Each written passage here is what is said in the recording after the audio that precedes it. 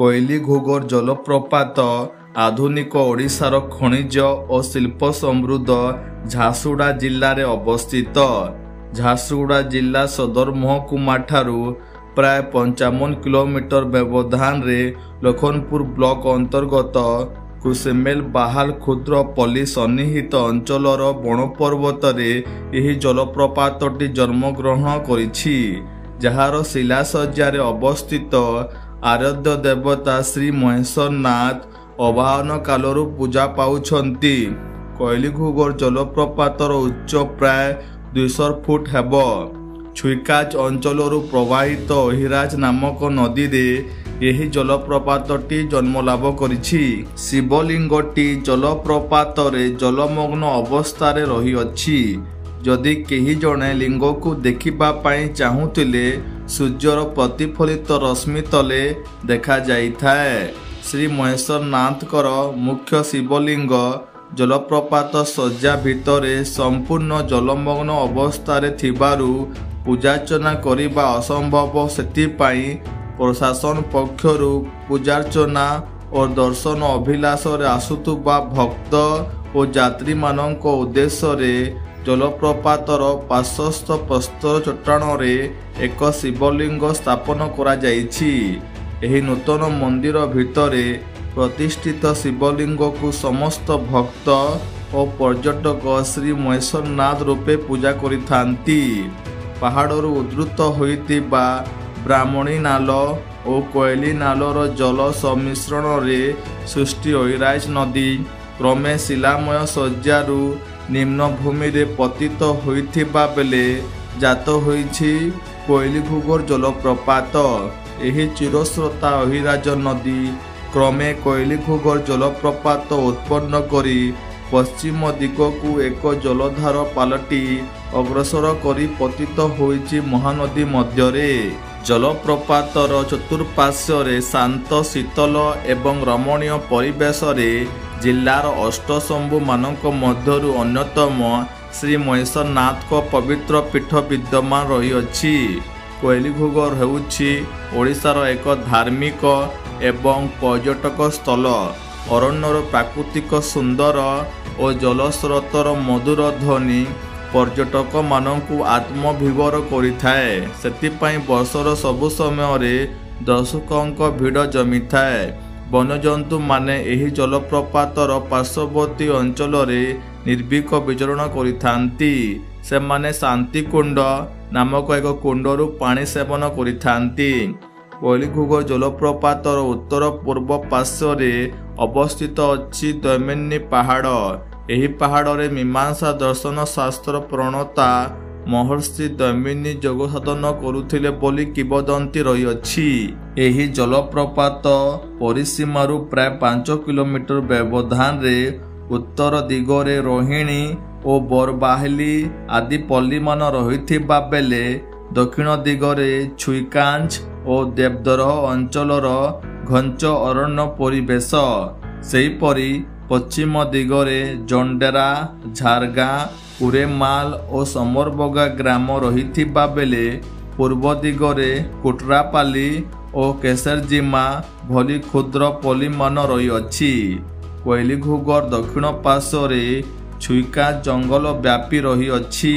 ଏହାର ପଶ୍ଚିମ ତଟରେ ଅବସ୍ଥିତ ମହେଶ୍ୱର ଗୁମ୍ଫାରେ ଅତୀତରେ ବହୁ ସାଧୁ ଓ ତପସ୍ୱୀମାନେ କଠୋର ତପସ୍ୟା କରି ଅବସ୍ଥାନ କରୁଥିଲେ। ତେବେ କୋଇଲି ଘୋଗର ଜଳପ୍ରପାତ ସମ୍ପର୍କରେ ଅନୁଧ୍ୟାନ କଲେ ପ୍ରତୀୟମାନ ହୁଏ ଅହିରାଜ ସର୍ପଟିଏ ଆପଣାର ବିସ୍ତାରିତ ଫଣା ଉତ୍ତୋଳନ କରି ଘୋର ନାଦ କରୁଥିବାରୁ ଏହି ନଦୀକୁ ଅହିରାଜ ନାମକରଣ କରାଯାଇଛି। ସେହିପରି ବର୍ଷା ଋତୁ କାଳରେ କୋଇଲି ପକ୍ଷୀର କୁହୁ କୁହୁ ସ୍ୱର ଓ ଜଳପ୍ରପାତର ଘୋଗର ଗମ୍ଭୀର ଶବ୍ଦ ହେତୁ ଏହି ଜଳପ୍ରପାତର ନାମକରଣ ହୋଇଛି କୋଇଲି ଘୋଗର। ଏହି ପ୍ରାଚୀନ ଶୈବପୀଠ ମହେଶ୍ୱରନାଥ ଆବିର୍ଭାବ ସମ୍ପର୍କରେ ଏକ କିମ୍ବଦନ୍ତୀ ଲୋକମାନଙ୍କ ମୁଖରୁ ଶୁଣିବାକୁ ମିଳେ। ସୁନ୍ଦରଗଡ଼ ଜିଲ୍ଲାର ହିମଗିରି ଜମିଦାରୀ କୋଇଲି ଘୋଗର ଜଳପ୍ରପାତର ପଶ୍ଚିମ ସୀମାନ୍ତରରେ ପ୍ରାୟ 30 କିଲୋମିଟର ଦୂରତାରେ ଅବସ୍ଥିତ। बहु वर्ष तलर कथा अटे। तत्कालीन चंदन सिंह थिले हिमगिर जमीदार और हिमगिर गड़ थिला तांकर राजधानी। अदूर गड़सूता टंगो पहाड़र पाददेश अवस्थित पवित्र सागर संसार नामक पुष्करणी रे प्रतः ब्राह्म मुहूर्तरू स्नान कला परे चंदन सिंह एही पुष्करणी तटर क्षुद्र शिव मंदिर रे प्रतिष्ठित शिवलिंग रे पूजार्चना करी आसुथिले। एहीपरि भावरे केते वर्ष जमीदार चंदन सिंह भगवान शिवंक पूजार्चना करी परम शिव भक्त भावरे निकटवर्ती पल्ली रे सुपरिचित थिले। तापरे चंदन सिंह को मन संपूर्ण परिवर्तन घटिथिला। से पूर्व परी शिव मंदिर जाई शिवंकु पूजार्चना करिबा क्रमशः बंद करिदेले एवं अधिक समय विलास व्यासरे अतिबाहित करिथिले, जहा फलरे से पूर्व परी आउ शिव भक्त हेबारु वंचित रहिथिले। जमीदारंक मन परिवर्तन शिवंक पूजा उपासना दिगरे अवहेला अनीतिपूर्ण आचरण और विलास व्यासनारे समय अतिबाहित आदि तांकर धर्मपत्नींकर मनरे सृष्टि करिथिला व्याधा। केवल सेतिकी नुहे, जमीदारंक द्वारा प्रतिष्ठित एही शिव मंदिर पूजक अभावरु दीर्घ दिन अपूजित होई रहिला, जहा फलरे परित्यक्त क्षुद्र शिव मंदिरटी भांगी पड़िला।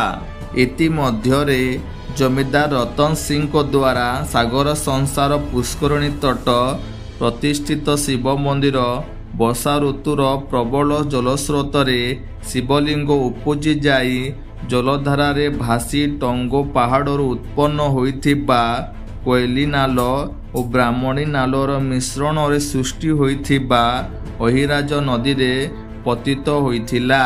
जहा हेउ शिवलिंगटी जलस्रोतरे अधिक दूर न जाई जलप्रपातर संलग्न प्रस्तर चट्टान रे अटकी होई रहिला। सेतेबेले भूया जातिर एक परिवार कोयलीघुगर जलप्रपात समीपरे अवस्थित सुईकांच अरण्य रे बसवास करी रहुथिले। बिरजा देई नामक महिला थिले से परिवारर मुखिया। से माने जीविका निर्वाह करिबा पई जंगलरू बाउंश संग्रह करी सेतिरे कुला पाछिया और डला आदि गृह उपकरण प्रस्तुति करी निकटवर्ती पल्ली मानकरे विक्रय करुथिले। बेले बेले कोयलीघुगर जलप्रपात रे माछ मध्य मारुथिले। थरे भगवान शिव बिरजा देईंको स्वप्न रे देखा देई कहिले, देख बिरजा देई, तू जेउ स्थान को माछ धरिबा पई जाउछु सेई स्थान रे मु महेश्वरनाथ रूपे रही अछि। हेति पई तू सेटाकू माछ धरिबा पई जीवु नाही। ईश्वरंको बारण सत्ते बिरजा देई पुनर्बार स्वामी सहित जलप्रपात को माछ मारिबा पई जाइथिला।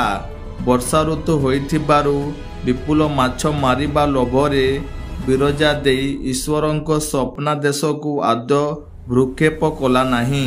बिरजा देई ओ तार स्वामी सहित जाल माछ खोलेई धनुतीर और टांगिया आदि धरी पहुंची से जलप्रपात को जेउठी श्री शिवलिंग अटकी होई रहिथिला। सेई दिन प्रभातरु झड़ वर्षा लगी रही थाए। बहुत माछ नदीरू मारिबा आशारे बिरजा देई और तार स्वामी प्रस्तर चट्टान पाखकू आगेइले। श्री महेश्वरनाथ को लीला अपार। से माने दुही जण प्रस्तर चट्टाणर पिछिल पत्थर उपरकू अतिक्रम कला बेले उभय झुंटी पड़िले। तेबे खसी पड़िला परे बिरजा देई दर्शन करिथिले श्री महेश्वरनाथ शिवलिंग को। फलरे बिरजा देई चमकी पड़िबा सहित ईश्वरंक देइथिबा स्वप्नादेश विषय अवगत होई पड़िले। अज्ञात वशत बिरजा देईंको गोड़ लिंग उपरे बाजी जिबारु जोकु दोषी बोली साब्यस्त करी निजर मुंड को भूमि उपरे बारंबार आघात करिथिले। निजर पापरु मुक्ति हेबा पई प्रभु को हाथ जोड़ी क्षमा भिक्षा कले। एहापरे उभय स्वामी और स्त्री निजर कुटीर को फेरी आसीथिले। कोइलीघुग जलप्रपातर संलग्न चट्टाण प्रस्तर उपरे श्री महेश्वर नाथ शिवलिंग आविर्भूत होइथिबा घटना संपर्क रे पोड़ाबगा जमीदार को भेटी जणाइबा पाई सेमाने तांको प्रसाद निकटरे पहुंची थिले। बिरजा देई निकटरू समस्त वृत्तांत अवगत हैला परे पोड़ाबगा जमीदार रतन सिंह कोइलीघुग जलप्रपात सज्जारे उक्त शिवलिंग स्थापन करिबा पाई आग्रह प्रकाश करिथिले। सेतिपाई श्री महेश्वर नाथ को प्रतिष्ठा उत्सव आयोजन करिबार बंदोबस्त करिथिले। जमीदार रतन सिंह आपणार प्रजामानक सहित फाल्गुन मासरे एक शोभायात्रा रे पूजा एवं भोग सामग्री सहित घंट और शंखनादरे कोइलीघुग जलप्रपात निकट को आसीथिले। एहा परे पीठ प्रतिष्ठा उत्सव यथा रीतिनीति रे संपन्न होइथिला। एही प्रतिष्ठा उत्सव रे 7 दिन व्यापी शिवरात्रि मेला मध्य अनुष्ठित होइथिला। एही पवित्र मेला रे बहु संख्या रे भक्तगण साधु और संत आदि योगदान करिथिले। श्री महेश्वर नाथ को श्रीलिंग पुनर्स्थापन शास्त्रीय विधि रे पूजा होम और यज्ञ पर समापन होइथिला। जमीदार रतन सिंह उद्धव भूया को एही शैवपीठर सेवा पूजा दायित्व अर्पण करिथिले। सेही दिन ठारू बिरजा देई परिवारर जणे व्यक्ति श्री महेश्वर नाथ को सेवा पूजा कार्य रे नियुक्ति होई आसुछंती। एही प्राचीन शैवपीठर पश्चिम पार्श्वरे रहिछि श्री महेश्वर नाथ गुंफा, जोंठी अतीत रे बहु साधु संत और तपस्वी कठोर साधना करी बहु सिद्धि लाभ करथिले बोली जणा जाए। आज को प्राय 90 वर्ष पूर्वे सोहाम स्वामी नामक जड़े सिद्धि पुरुष ए पीठ को पदार्पण करथिले और परवर्ती क्रमे एक आश्रम प्रतिष्ठा करथिले। श्री महेश्वर नाथ को महिमा जोगु एही शैवपीठ ख्याति लाभ करिबा सहित मुक्त अंचल रूपे मध्य रहिथिला। अर्थात ब्रिटिश सरकार समय रे एही पवित्र पीठ कोड़ाबगा रामपुर और हिमगिरी अंतर्भुक्त न रही संपूर्ण नियंत्रण मुक्त अंचल रूपे रहिथिला। कोइलीघुग जलप्रपातर अपूर्व निसर्ग सौंदर्य यात्री और पर्यटक मानकु आकर्षण करे। शीत ऋतु रे एठाकु बणभोजी लक्ष्य रखी विभिन्न स्कूल कॉलेज छात्र छात्री और युवक युवती माने पदार्पण करिथांती। अहिराज नदी स्रोत रे संतरण करुथुबा विभिन्न प्रकार माछर दृश्य समस्तंकु विमुख करिथाए। पर्यटक माछ मानकु खाद्य पदार्थ अर्पण करी बेस खुशी होइथांती। बहु दूर दूरांत अंचलरू आगमन करिथिबा नाना जातिर पक्षी मानकर एकत्र समागमर दृश्य मध्य समस्तंकर आकर्षण केंद्र बिंदु पलटि थाए। एहा व्यतीत पार्श्ववर्ती जंगलर मांकड़ मयूर कुटीर हरिण और अन्यान्य वन्यजंतुर विचरण दृश्य समस्त को रोमांचित करिथाए। सूर्यंक सुनेली किरण जलप्रपात जलरे पड़ी प्रतिफलित होई इंद्रधनु सृष्टि करिथाए। ए सबु दृश्य दर्शक मानक पई एक हृदयस्पर्शी। कोइलीघुग जलप्रपातर अपूर्व रमणीय परिवेश समस्तଙ୍କ मनरे सृष्टि करे शाश्वत चेतना और गभीर ईश्वर विश्वास। भारतर विभिन्न प्रांतरू आगमन करिथिबा अनेक तीर्थयात्री एही जलप्रपातर पवित्र जलरे स्नान करी श्री महेश्वर नाथ को दर्शन करिथांती। संसारर समस्त दुख क्लेश और सामाजिक बाधा बंधनरू मुक्ति लाभ करिबा पाई अनेक भक्त नर नारी एठारे साधु संत मानक ठारू दीक्षा ग्रहण करिथांती। कोइलीघुग जलप्रपात और शैवपीठ श्री महेश्वर नाथ दर्शन पाई एही अंचल को एक पर्यटन केंद्र रूपे स्वीकृति देवा राज्य सरकार उद्दिष्ट पदक्षेप। ଯାତ୍ରୀ ଓ ପର୍ଯ୍ୟଟନମାନଙ୍କ ଯାତାୟାତ ସୁବିଧା ପାଇଁ କଂକ୍ରିଟ ରାସ୍ତା ନିର୍ମାଣ କରାଯାଇଥିବା ବେଳେ ସେମାନଙ୍କ ରହଣି ଓ ବିଶ୍ରାମ ଉଦ୍ଦେଶ୍ୟରେ 3ଟି ଯାତ୍ରୀ ନିବାସ ସଙ୍ଗେ ସଙ୍ଗେ ଜଳପ୍ରପାତ ନିକଟରେ ଏକ ଯଜ୍ଞ ମଣ୍ଡପ ମଧ୍ୟ ନିର୍ମାଣ କରାଯାଇଛି। ଶ୍ରୀ ମହେଶ୍ୱରନାଥଙ୍କର ଦର୍ଶନ କରିବା ପାଇଁ ଆବଶ୍ୟକ ପାହାଚ ତିଆରି ମଧ୍ୟ କରାଯାଇଛି। ଏହି ସ୍ଥାନକୁ ବିଜୁଳି ସଂଯୋଗ ମଧ୍ୟ କରାଯାଇଛି।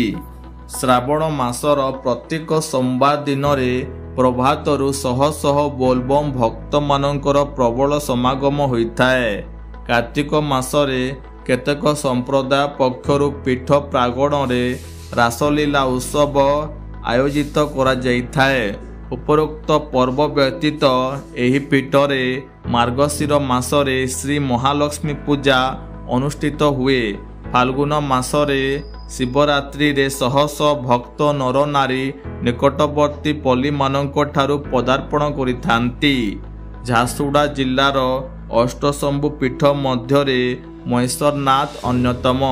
ଯେହେତୁ ଶିବଲିଙ୍ଗଟି ଜଳମଗ୍ନ ଅବସ୍ଥାରେ ଅଛି ସେଥିପାଇଁ ଖାଲି ଆଖିରେ ଦେଖାଯାଏ ନାହିଁ। ଭକ୍ତମାନେ ପାଣି ଭିତରକୁ ହାତ ପଶାଇ ଏହାକୁ ଛୁଇଁବାକୁ ଚେଷ୍ଟା କରନ୍ତି। ଏହି ଶିବଲିଙ୍ଗକୁ ଛୁଇଁ ପାରିଲେ ପୁଣ୍ୟ ହୁଏ ବୋଲି ଲୋକଙ୍କର ବିଶ୍ୱାସ ରହିଅଛି। ତେଣୁ ପର୍ଯ୍ୟଟକମାନଙ୍କର ଅନ୍ୟତମ ଆକର୍ଷଣ କେନ୍ଦ୍ରବିନ୍ଦୁ ହେଉଛି ମହେଶ୍ୱରନାଥ ମନ୍ଦିର। ସ୍ୱୟଂ ସ୍ୱାମୀ ଆତ୍ମଗୀତା ନାମକ ଏକ ଗ୍ରନ୍ଥ ରଚନା କରିଥିଲେ। ତାଙ୍କର ପୋଥିପତ୍ରକୁ ପ୍ରତିବର୍ଷ ଶ୍ରୀ ଆତ୍ମଗୀତା ଜୟନ୍ତୀରେ ପୂଜା ଅର୍ଚ୍ଚନା କରାଯାଇଥାଏ। ଏହା ବ୍ୟତୀତ ଏଠାରେ ଶାନ୍ତି କୁଟୀର ମେଳା ଅନୁଷ୍ଠିତ ହୋଇଥାଏ। ବର୍ତ୍ତମାନ ଏଠାରେ ଥିବା ଶାନ୍ତି କୁଟୀର ଆଶ୍ରମରେ ମଧ୍ୟ ସ୍ୱାମୀ ମୋହନ ବାବାଙ୍କର ଭକ୍ତ ବାବାମାନେ ବସବାସ କରୁଛନ୍ତି। କୋଇଲିଭୋଗ ତୀର୍ଥଯାତ୍ରୀମାନଙ୍କ ପାଇଁ ଏକ ବିଶ୍ୱାସର ଏକ ପବିତ୍ର ସ୍ଥାନ। ଯାତ୍ରୀ ଏବଂ ପ୍ରକୃତି ପ୍ରେମୀଙ୍କ ପାଇଁ ଏହା ସୌନ୍ଦର୍ଯ୍ୟ ଏବଂ ଶାନ୍ତିର ସ୍ୱର୍ଗ। ତେଣୁ ଏଠାକୁ ଆସନ୍ତୁ, ପ୍ରଭୁ ଶ୍ରୀ ମହେଶ୍ୱରନାଥଙ୍କ କୃପା ଲାଭ କରନ୍ତୁ, ପ୍ରକୃତିର ସତେଜ ଆତ୍ମାରେ ଅନୁଭବ କରନ୍ତୁ ଏବଂ କୋଇଲିଭୋଗ ଜଳପ୍ରପାତର ଦିବ୍ୟତା ଏବଂ ପ୍ରାକୃତିକ ଆଶ୍ଚର୍ଯ୍ୟର ଯାଦୁକରୀ ସମନ୍ୱୟକୁ ଅନୁଭବ କରନ୍ତୁ। ଆପଣଙ୍କର ଉପସ୍ଥିତି ପାଇଁ ଧନ୍ୟବାଦ। ଜୟ ଶ୍ରୀ ମହେଶ୍ୱରନାଥ।